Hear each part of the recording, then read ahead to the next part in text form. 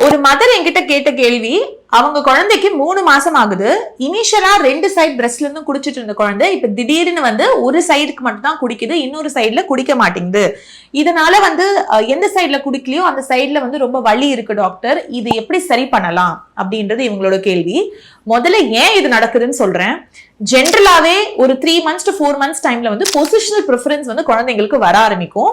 So ஒரு breast பெட்டரா அவங்க ப்ரிஃபர் பண்ணுவாங்க. இன்னொன்னு சில குழந்தைங்களுக்கு டார்டிகாலிஸ்ன்னு சொல்லிட்டு கழுத்துல சம்டைம்ஸ் ஒரு ஸ்ப்ரெயின் வரலாம் ஒரே சைடுல குடிக்கிறதுனால. சோ அதே சைடே அவங்க குடிச்சு பழகி இருப்பாங்க. ஒரு பக்கம் உங்களுக்கு நிறைய மில்க் இருக்கிறதுனால நிறைய ஃபாஸ்ட் லெட் டவுன் இருந்ததுன்னா அது குழந்தைக்கு அன்கம்ஃபர்டபுளா இருக்கிறதுனால அந்த பக்கத்தை அவங்க ப்ரிஃபர் பண்ணாம இருப்பாங்க.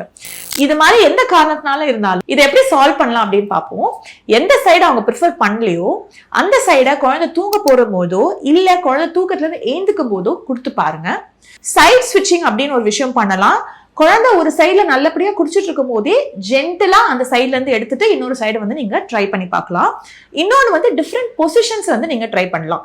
சோ நம்ம நார்மலா கிரேடில் பொசிஷன்ல கொடுக்காம குழந்தைய ஃபுட்பால் ஹோல் பொசிஷன்லயோ இல்ல லேட் பேக் பொசிஷன்லயோ நீங்க குழந்தைக்கு திருப்பி ஃபீட் பண்ணி பார்க்கலாம். இதுக்கு மேலே உங்களுக்கு டிஸ்கம்ஃபர்ட் இருந்ததுன்னா direct consultation is always best.